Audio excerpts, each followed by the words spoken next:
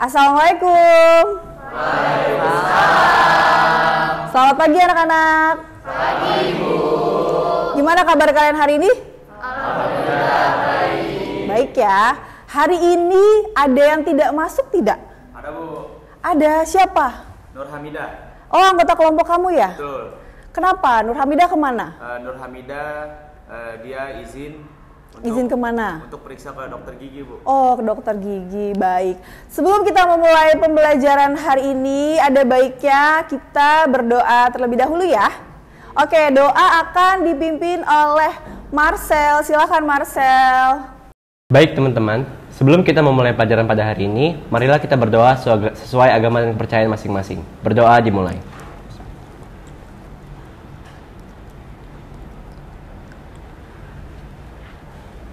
Berdoa dicukupkan. Oke, hari ini kita sudah di penghujung materi ya.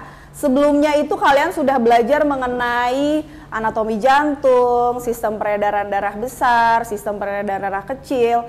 Nah, hari ini kita akan membahas mengenai gangguan pada sistem peredaran darah. Kalau di buku kan gangguan itu ada banyak, tapi hari ini kita akan membahas penyakit tidak menular, tapi ini penyakitnya nomor 1 di Indonesia. Dan kalian sebagai remaja bisa terkena penyakit ini. Jadi hari ini kita akan terfokus dengan materi hipertensi pada remaja. Kalau kalian mendengar istilah hipertensi, ada yang tahu nggak hipertensi itu apa?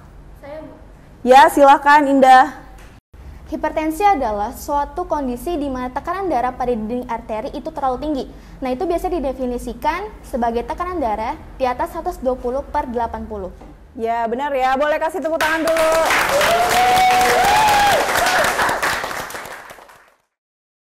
Oke, sebelum lanjut, kalian akan menyaksikan video yang akan Ibu tayangkan ya.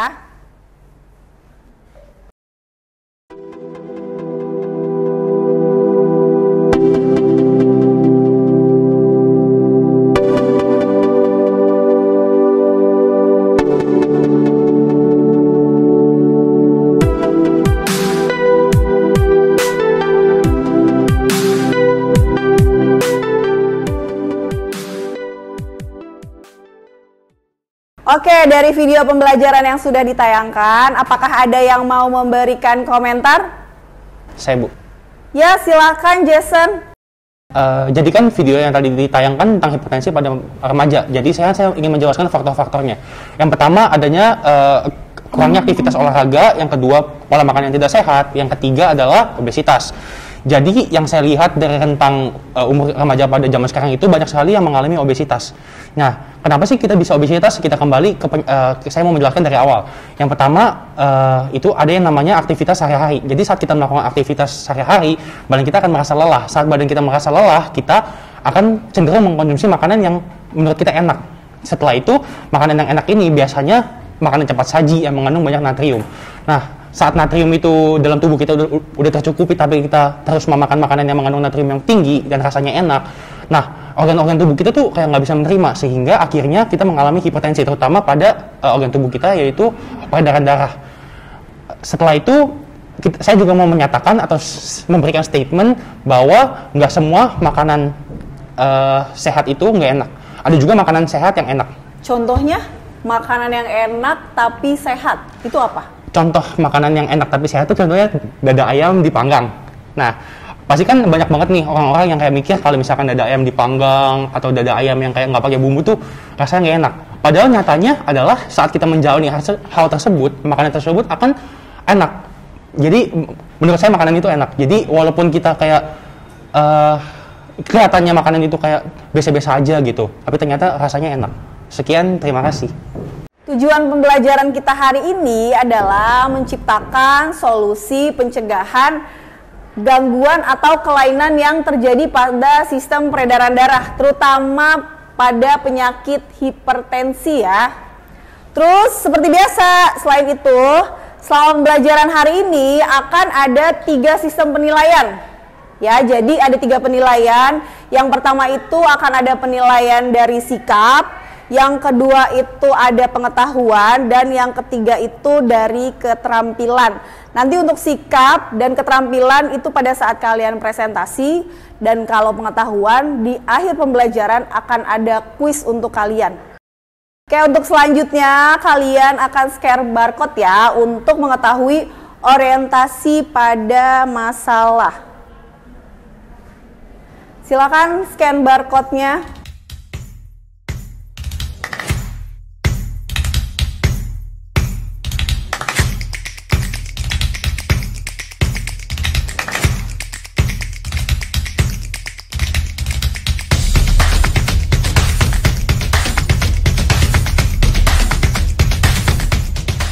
Bisa di-scan? Bisa. Anggota kelompok kalian ada kan perwakilan 1 orang yang bisa scan, nanti kalian bakal bahas di situ. Lalu kalian duduknya udah berkelompok ya? Sudah berkelompok. Kelompok 1 mana? Kelompok 1. Kelompok 2? 2. Kelompok 3? 3 dan kelompok 4. Ibu akan membagikan LKPD kepada kalian ya. Silakan. Kasih banyak, Bu. Ya, sudah terbuka artikelnya. Boleh langsung bekerja ya, sesuai dengan kelompoknya masing-masing. Ibu kasih waktu kurang lebih 15 menit.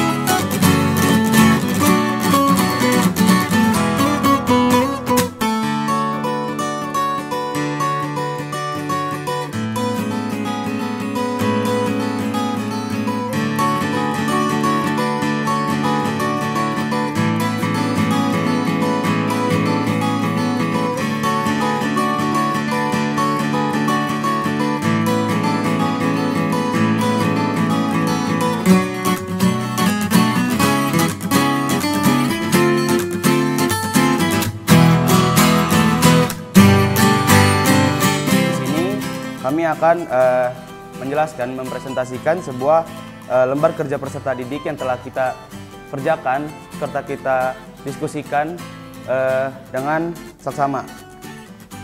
Untuk kelompok 1 ini kita mendapatkan faktor penyebabnya yaitu adalah obesitas. Tetapi kita masuk dulu yang dimana kita melakukan praktikum untuk mengukur tekanan darah dengan berbagai aktivitas. Yang dimana ada 3 aktivitas. Yang pertama itu dengan kondisi istirahat lalu diukur tensinya. Yang kedua itu lari di tempat selama 3 menit dan tadi yang sudah dilakukan oleh Raffi, dan tidur selama 3 menit lalu diukur juga tensinya yang sudah dilakukan oleh Abu. Di sini saya mau menjelaskan hasil dari 3 praktikum yang telah kita lakukan tadi.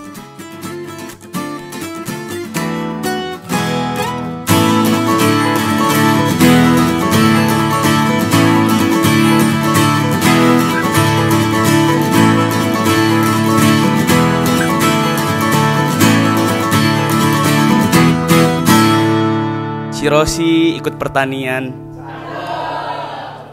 si Anya sambil ke Kotu. Terima kasih atas perhatian sekalian. Wassalamualaikum warahmatullahi wabarakatuh. Oke, untuk hari ini kita sudah ya belajarnya. Sebelum kita nanti masuk ke kuis nih, ada yang mau refleksikan nggak pembelajaran kita hari ini tuh seperti apa sih gitu? Silakan, Dayat. Di sini saya ingin refleksi pada pelajaran kita hari ini, yang dimana kita sudah sangat senang karena bertambahnya wawasan kita tentang sebuah penyakit hipertensi dan penyebab-penyebabnya, para faktornya, dan juga para solusi-solusi yang sudah dijelaskan oleh beberapa kelompok pada presentasi tadi. Dan itu juga menjadi kemudahan kita agar kita tuh tidak terkena penyakit hipertensi dan tahu apa sih yang harus kita hindari dan apa sih yang harus kita lakukan agar kita tidak terkena hipertensi. Seperti itu. Terima kasih. Oke, boleh kasih tepuk tangan dulu untuk Dayat. Oke, pembelajaran hari ini kita cukupkan ya. Sebelum itu, apakah ada yang mau memberikan kesimpulan? Silakan. Satu orang. Ada? Oke, Adrian. Silakan Adrian. Boleh berdiri juga boleh. Halo semua, perkenalkan nama saya Muhammad Adrian, perwakilan dari kelompok 3. Jadi mungkin di sini saya hanya akan menyimpulkan tentang dari faktor hipertensi dari 4 kelompok yang sudah dibagikan, yaitu yang pertama penyebabnya itu dari obesitas, pola makan tidak sehat, jarang bergerak, serta kualitas tidur dan stres. Nah, setelah tadi sudah dijelasin sama 2 kelompok yang ada di depan, saya bisa ambil kesimpulan bahwa setiap faktor penyebab hipertensi itu saling berkaitan atau bersangkutan satu sama lainnya. Misalnya tadi obesitas. Obesitas itu disebabkan oleh pola makan yang tidak sehat. Oke, selanjutnya juga jarang bergerak. Jarang bergerak itu disebabkan oleh obesitas, di mana obesitas sendiri itu disebabkan oleh pola makan yang tidak sehat. Lalu untuk kualitas tidur dan stres sendiri, mungkin ini menjadi faktor yang ketika kita jarang bergerak. Karena jarang bergerak itu kita jadi stres gitu. Karena kalau healing aja pasti jalan-jalan, betul nggak sih? Oke, mungkin kita aja sih. Oke, boleh kasih tepuk tangan dulu untuk Adrian. Sudah di penghujung ini. Setelah ini, tadi di awal ada penilaian pengetahuan kan? Kita akan mengadakan kuis. Siapkan handphone kalian.